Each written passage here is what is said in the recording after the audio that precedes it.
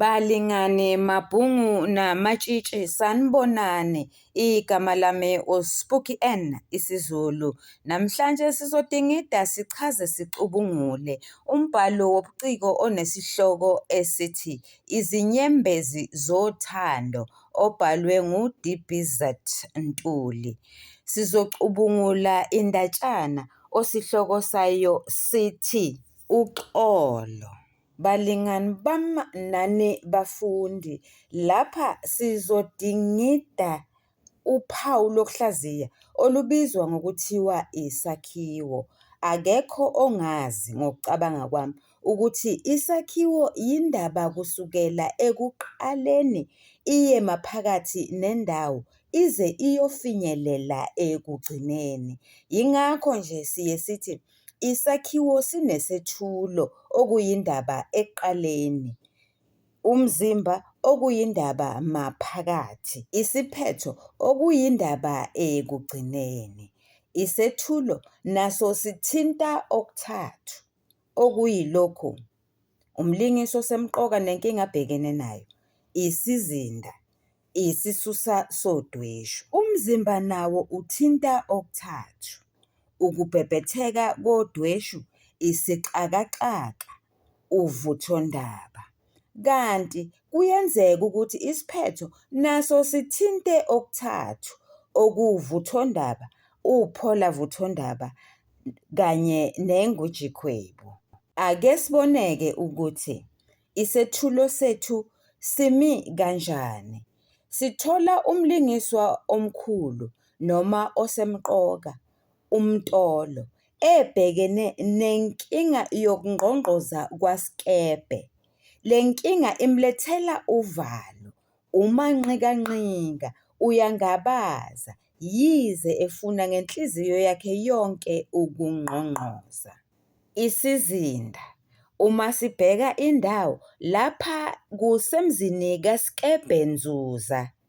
Isikhathi samanje, lokho kufakazelwa ilezi zinto ezilandelayo ezitholakala kule ndatshana: kunamatekisi, kunemizi yesimanje enamakhethini namawindi, kuneminyango lapho kungqongqozwa khona.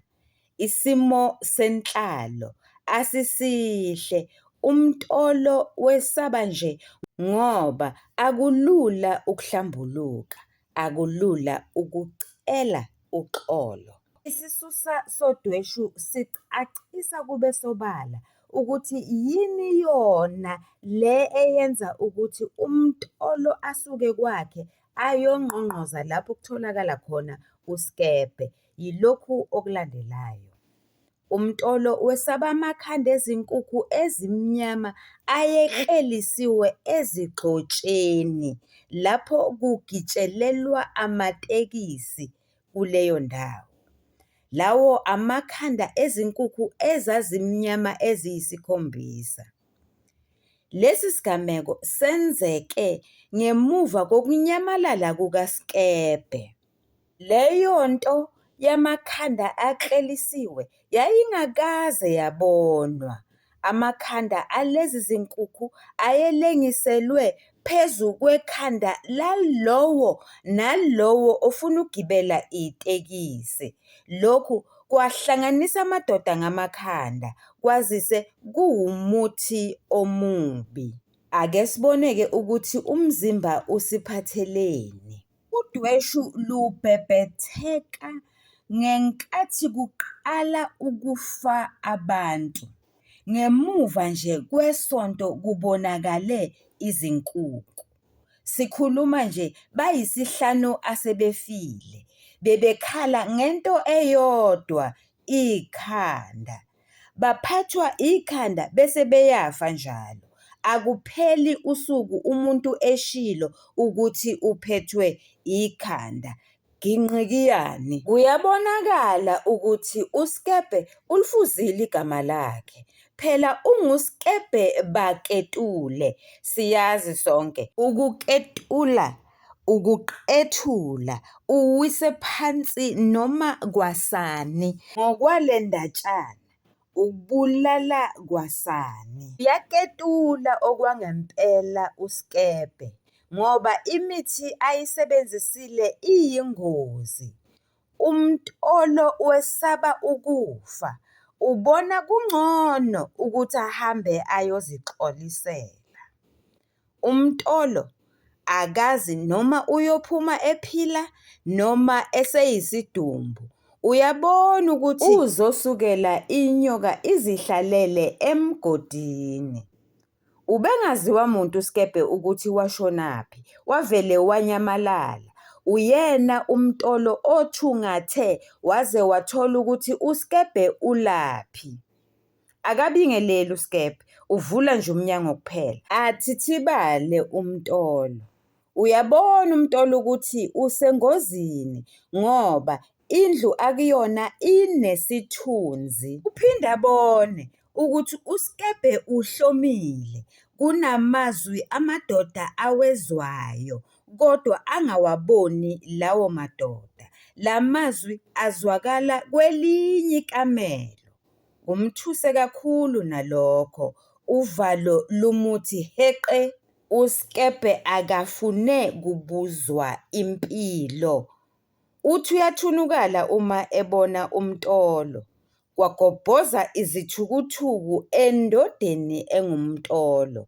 Uyancenga umtolo, ubiza uSkebe ngobaba athukuthele uSkebe, ambize ngomfowabo athukuthele uSkebe, axolise umtolo baxabane. Umtolo ubemazi njengomuntu onenhliziyo enhle uSkebe, kodwa manje akunjalo. uSkebe ahlabe umtolo ngemibuzo ngempahla yakhe eyashiswa, okungamatekisi akhe, ibhasi lakhe. Aphinde akuveze uSkebe ukuthi naye bafuna ukumbulala. uSkebe usebenzisa amagama ahlabayo.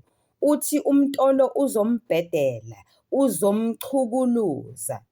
uSkebe anikeze umtolo iheheba lephepha.